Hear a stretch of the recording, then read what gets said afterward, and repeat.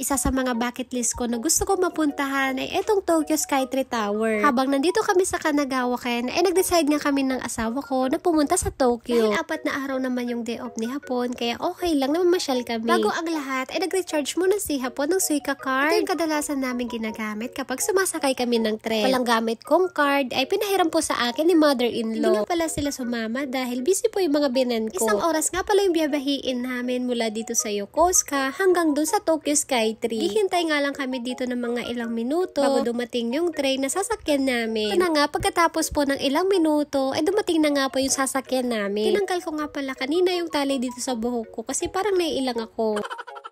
Hindi nga lang pala kami tatlo ang pupunta doon sa Tokyo Skytree. Ay mamaya ay meron din po tayong mga kasama. Pagkatapos po ng ilang minutong biyahe ay nagkita rin po kami ng kaibigan ko. Pinapakilala ko nga po pala sa inyo tong kaibigan ko na si Alyssa. 9 years na po kami magkaibigan simula pa nung nasa Pilipinas kami. Katrabaho ko po siya dati sa mall na naging matalik na kaibigan. Sobrang saya ko dahil pagkatapos po ng mga ilang taon ay nagkita ulit kami. Si Alyssa nga po pala ay nagtatrabaho sa isang factory. Pagkatapos ng isang oras na biyahe ay nakarating na po kami dito sa Tokyo. Pagdating nga pala namin sa Oshagi Station, ay sasakay po kami ng napakaraming mga escalator. Ito na nga the moment of truth. Ay nandito na po tayo sa Tokyo Skytree. Hala mga auntie, nakakalula po sa sobrang taas. Syempre para mas maging maganda tong experience na to, ay pupunta po kami sa pinakamataas na tuktok ng Skytree. Bago kami makapunta dun sa taas, ay bibili muna kami ng ticket. Pwede nga rin po pala kayong mamili kung ano yung gusto nyong ticket. Pwedeng single o kaya naman combo. Pag single naman po yung pinili nyo, ay hanggang doon lang po kayo sa 350 floor. Hindi kayo pwedeng pumunta doon sa pinakataas dahil single lang po yung binili nyong ticket. Pero kapag combo naman po yung binili nyo, ay pwede po kayong pumunta sa pinakamataas.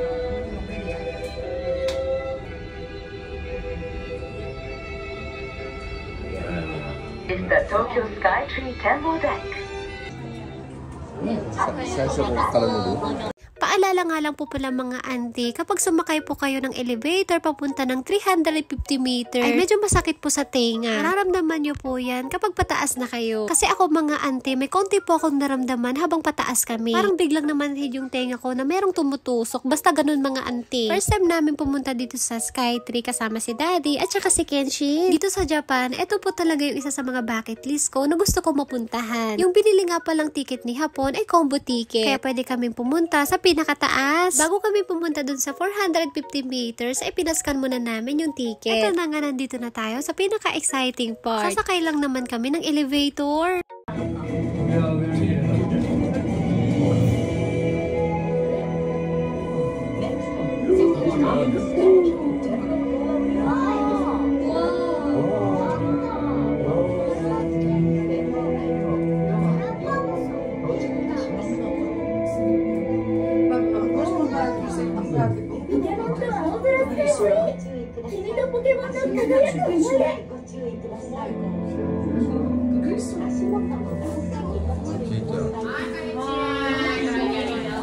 Mas lalo pa nga ako nalula nung napunta kami dito sa pinakataas. Sa totoo lang po mga auntie, nung napunta nga pala kami dito sa Skytree, ay hindi po maganda yung pakiramdam ko. Para ako nahihilo at saka parang babaliktad na yung sikmura ko. Siguro dahil hindi ako sanay at saka wala pa kaming kain nung napunta kami dito sa Skytree. Niligyan nga po ako ni Hapon ng gamot at yun po yung ininom ko. So far mga auntie, at medyo naging okay po yung pakiramdam natin. Nagpicture-picture na nga rin muna kami dito habang naglilibot.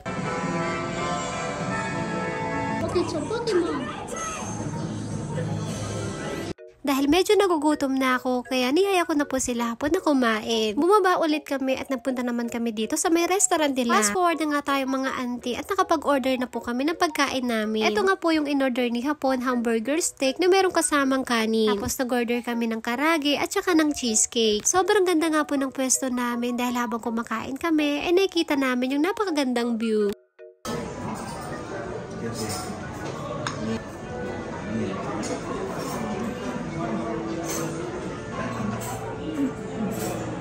Pagkatapos namin kumain, nagpunta naman kami dito sa may transparent glass floor. Tignan yung mga auntie, nakakalula po sa sobrang taas. Feeling ko tuloy na para ako mahuhulog. Dito sa Skytree, ito lang talaga yung makikita natin. Puro mga buildings. Itaas nga to na 634 meters.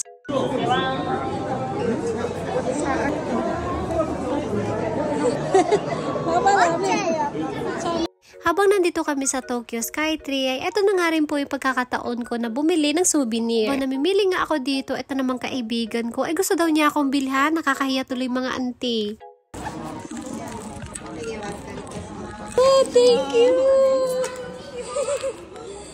Bawat travel nga pala namin ay nagko-collect ako ng mga dinidikit dun sa ref. Thank you Auntie Alyssa dito sa binili mo para sa akin. Mas maganda nga palang pumunta dito sa Tokyo Skytree kapag yung medyo madilim na. Mas maganda yung tanawin kapag gabi. Okay din naman po yung view kapag maliwanag pero mas maganda talaga kapag gabi. Gusto ko sanang ma-experience yun mga auntie kaso nga lang po hindi na po pwede. Kailangan na rin naming umuwi para hindi kami maabutan ng rush hour. Pagkatapos namin dun sa taas ng Tokyo Tower, bumaba na rin kami. Lalakad nga pala ulit kami, papunta naman po dun sa main entrance ulit. Bago kami umuwi, mag-picture-picture muna kami para may remembrance.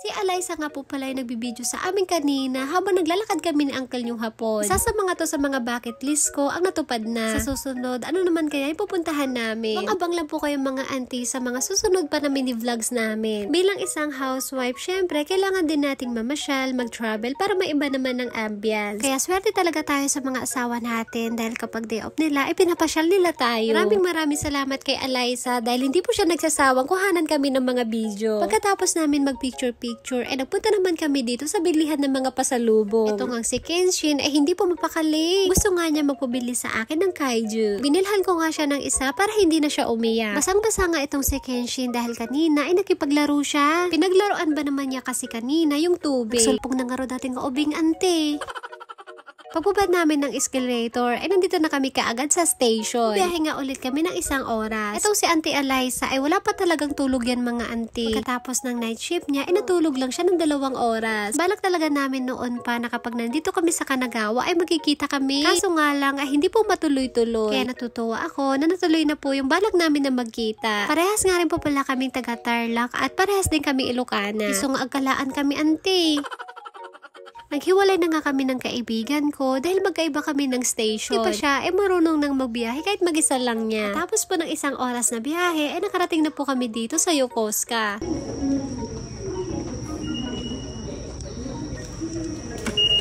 Okay, sorry ko.